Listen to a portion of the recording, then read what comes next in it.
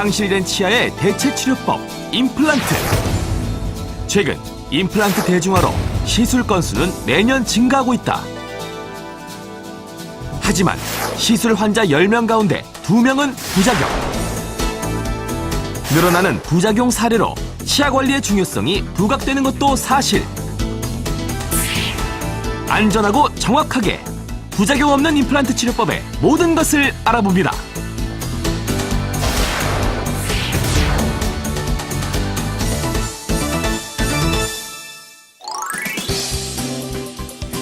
안녕하세요. TV클리닉 무병장수의 김지연입니다. 치아 한두 개 정도 빠진 것쯤이야 하고 치료를 차일피일 미루시는 분들 많으시죠? 이렇게 상실된 치아를 치료를 방치하게 되면 어떤 결과를 초래할까요?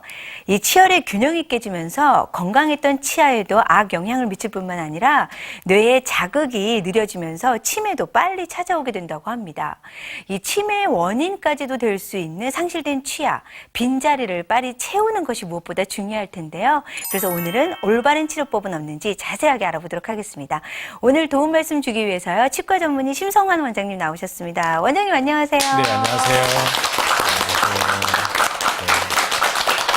네. 원장님 요즘에요. 노인 인구가 많이 늘어나면서 많은 그렇죠. 어르신들이 이런 말씀하세요. 이 상실된 치아 때문에 너무너무 힘들다. 그럼 그런 인구들이 정말 늘어나고 있는 건가? 이런 걱정이 되거든요. 어떤가요? 네, 맞습니다. 요즘 이제 노령화 시대 하잖아요. 그래서 한 통계에 따르면 75세 이상의 이제 노인분들의 그 통계를 내보면 원래 정상적으로 치아가 28개, 30개 정도가 있는데 11개에서 12개 정도만 남아있다. 반도 이렇게. 안 되네요. 네, 그래서 일단은 그렇게 치아가 없으면 이제 음식을 못 드시니까 전체적으로 그 영양 부족 상태에 떨어져가지고 빠른 속도로 이제 체력이 소모되는 그런 결과, 그러니까 빨리 늙어가는 거죠. 그런 거는 실정입니다. 그런데 이제 일단은 임플란트나 뭐 틀니나 좋은 이제 보초를 하게 되면 그 다음부터는 식사가 또 개선돼 가지고 다시 이렇게 살이 다시 찌시고 건강이 회복되는 걸 많이 볼 수 있습니다. 네. 역시 이 건강하고 직결되기 때문에 더 네. 문제가 아닐 수가 없겠는데요. 근데 많은 분들이 이렇게 치아를 상실하게 되면 말씀하시는 게 그 인공치아를 넣으면 되지 않느냐 하시면서 말씀하시는 치료법 중에 가장 많은 것이 임플란트가 아닌가 싶어요. 네.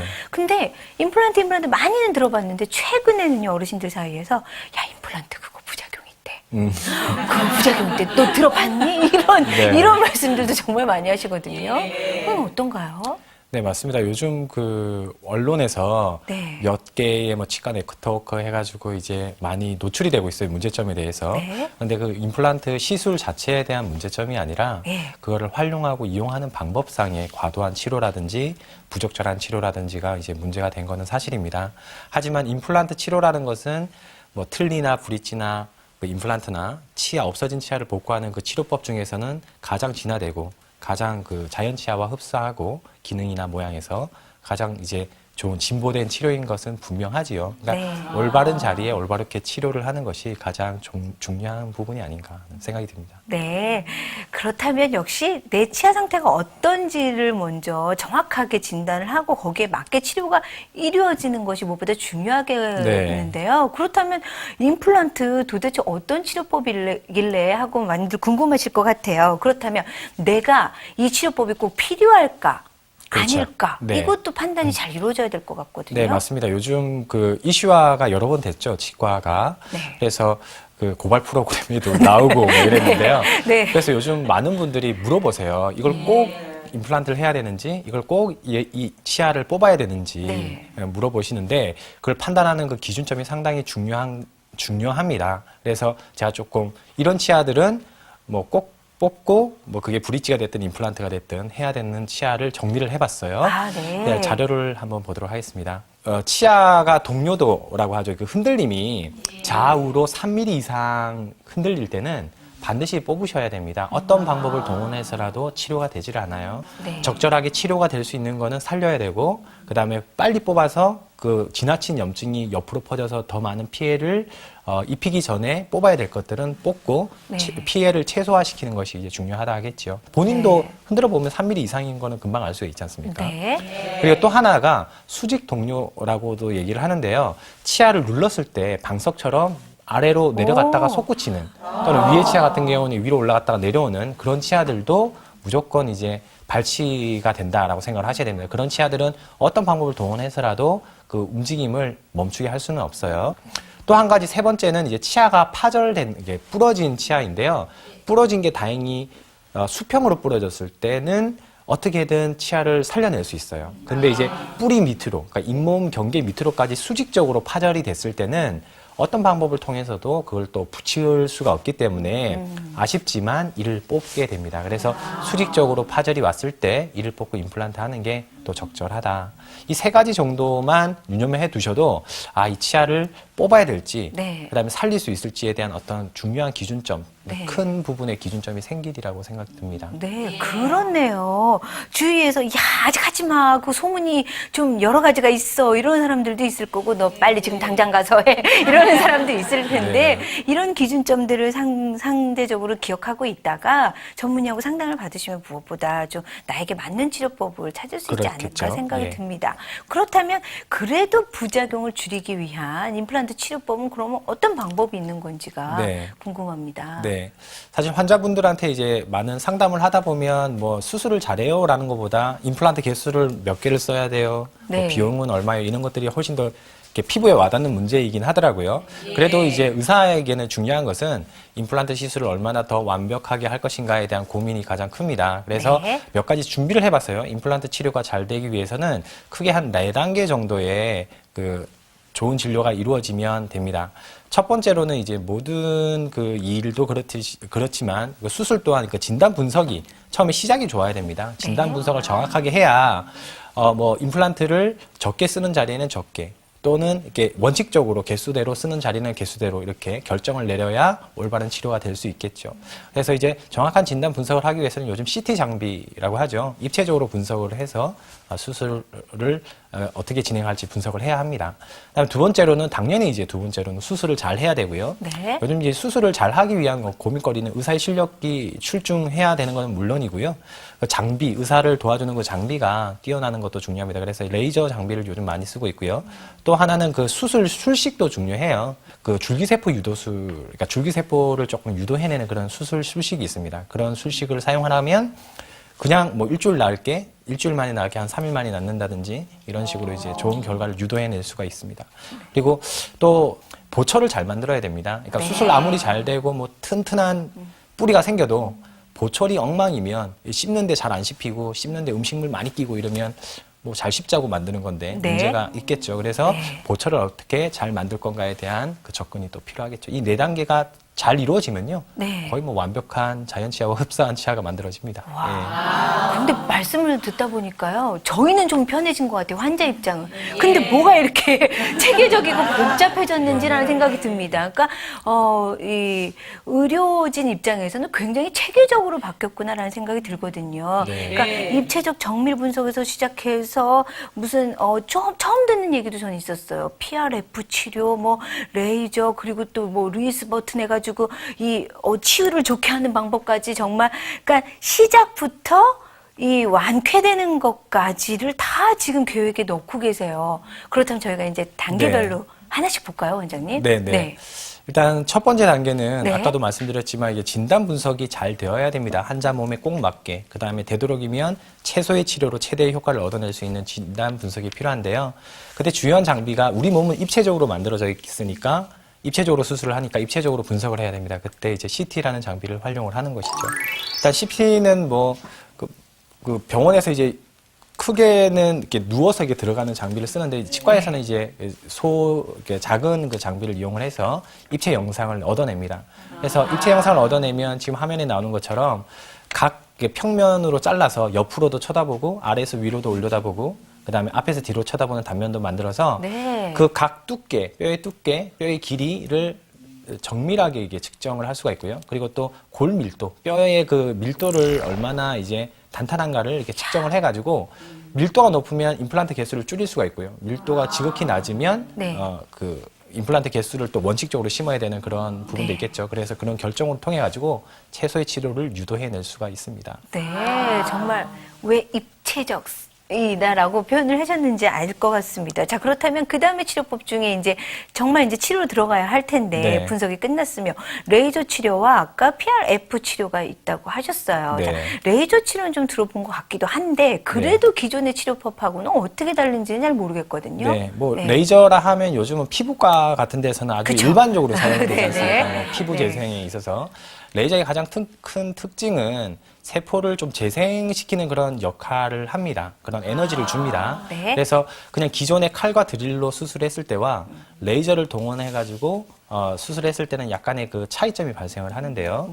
일단은 레이저가 그 세포를 재생하는 효과도 있지만 지혈을 시키는, 그러니까 피가 잘 안 나게 하는 그런 효과도 있어가지고 네. 전체적인 수술 시간이 좀 줄어듭니다. 그다음에 출혈이 일단은 거의 없습니다. 그래서 출혈이 없으면 붓는 게 거의 없거나 적어지고 붓는 게 없다는 것은 이제 통증이 없다라는 뜻과 거의 이제 맞습니다. 그래서 수술 후에 그 통증도 적고 그리고 그 레이저의 에너지에 의해서 이제 치유력이 증폭되기 때문에 칼과 드릴로 했을 때보다 자연 그 치유력이 의존하는 것보다는 그 빨리 낫게 되는 그런 효과가 생겨서 회복 시기도 좀 빨라지는 경향이 있습니다. 그리고 이제 큰 특징이 레이저는 그 염증 세포를 선멸을 해낼 수가 있어요. 그 원리가 뭐냐면 염증 세포는 증식력이 좀 뛰어난 반면에 약하거든요. 단단하게 자라질 못해요. 그래서 정상적인 세포보다는 같은 에너지에서 이렇게 죽어나가는 속도가 빨라요. 그러니까 적당한 레이저의 에너지를 선별을 해내면 염증 세포는 잘라내는데 정상 세포는 견디는 그 에너지 대역이 있습니다. 그걸로 이렇게 잘라내다 보면 염증 세포만 선별해서 제거를 해서 건강한 뼈 조직은 남기고 부골 같은 이제 건강하지 못하는 뼈 조직이나 염증 세포는 잘라내는 수술을 하면서 그거는 이제 칼로 또는 손으로만 이게 할 수는 없는 부분이죠. 레이저가 잘 도와줘서 좋은 결과를 얻어냅니다. 네. 아, 그렇다면은 원장님 말씀 중에요. PRF 말씀 많이 나오셨어요. 뭐 줄기세포, 뭐 유도술 뭐 이러는데 어려워요. 네. 네.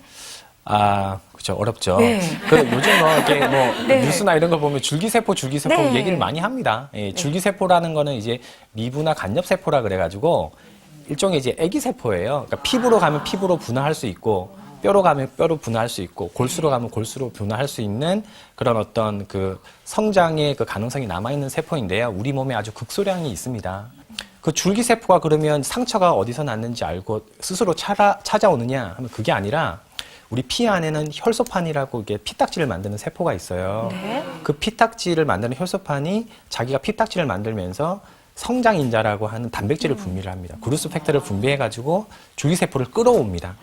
그래서 이제 수술 기법에서 몸 안에 있는 피를 이렇게 몰아서 그 부위에다가 몰아줄 수는 없으니까 피를 빼가지고요. 피 안에서 그 혈소판만 걸러내서 다시 그 혈소판을 수술 부위에다 주입을 해주는 거예요. 그러면 이제 그 수술 부위에 혈소판이 많으니까 자연스럽게 줄기세포가 많이 오고 그 줄기세포에 의해서 빨리 낫게 되는 그 원리를 갖고 있습니다. 지금 뭐 간단한 거니까 이게 화면을 보는 게 더 쉬운데요. 그냥 우리 건강검진할 때 체열하듯이 피를 체열을 하고요. 그다음에 그 원심 분리기라는 그 기계에다가 그 혈액을 돌려서 이렇게 세포마다 그 무게가 있기 때문에 적혈구, 백혈구, 혈소판의 무게가 있기 때문에 돌리면 그 각 층으로 그 무게에 의해서 세포들이 구별이 됩니다. 그래서 그 구별되는 것 중에서 혈소판에 해당되는 부분을 이렇게 잘라서 내는 거죠. 지금 나오는 이 케이스는요, 앞니 부분에 그 뼈의 그 소실량이 좀 많아가지고 앞니가 이제 움푹 들어간 앞니 같은 경우에는 이제 그 저작 효율, 그러니까 씹는 그 힘에 대한 것보다는 외모가 또 큰 영향을 차지를 하잖아요. 그래서 치아를 아무리 예쁘게 만들어도 아래쪽에 그 잇몸이 푹 꺼져 있으면 그림자가 져가지고 되게 미워지거든요. 그래서 저 케이스에서는 뼈 이식을 해가지고 뼈를 다시 볼륨감 있게 이렇게 성형하는, 잇몸뼈를 성형하는 거를 위해서 잇몸뼈 이식과 임플란트 식립을 두 개 다 적용을 했던 케이스고요. 이 뼈의 그 재생이 이제 좀 보다 더 완전해지기 위해서 PRF, 줄기세포 유도술을 활용을 했습니다. 또 PRF 뒤에 PRP라는 그 혈장력의 액체의 그런 것도 얻어낼 수 있어요. 그거를 인공뼈에다 섞어서 지금 준비를 한 과정이었고요.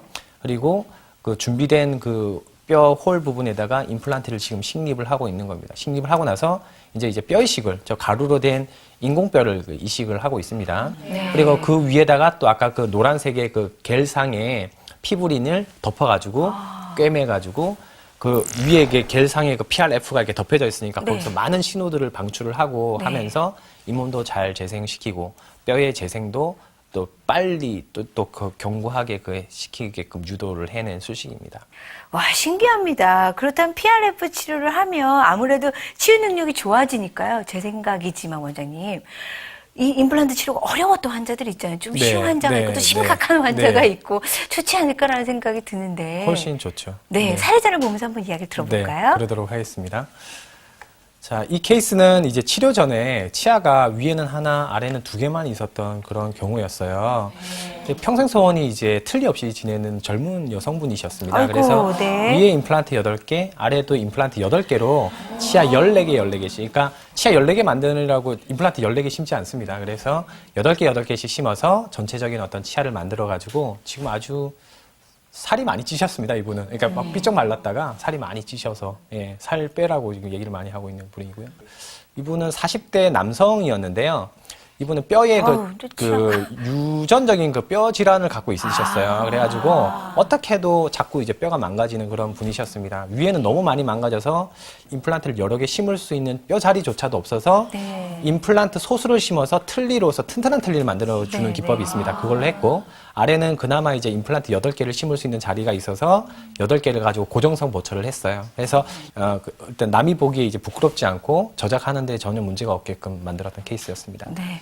야, 이렇게 다양한 사례자를 만나봤어요. 사진을 보니까, 이야기 안 하면 어떤 게 자연치아지, 임플란트지 모를 수도 있을 것 같아요. 네. 저렇게 되기 위해서 어떤 고려해야 할 점들이 있을 것 같거든요. 네, 맞습니다. 그 임플란트 시술을 한다는 거는 결국엔 뭐 수술을 잘하기 위함이 아니라 그 자연치아와 이제 평생 잘 쓸 수 있는 자연치아와 흡사한 내 치아를 얻기 위함이잖아요. 그러니까 최종적으로는 보철이 잘 만들어져야 되는 게 이제 최종적인 목표입니다.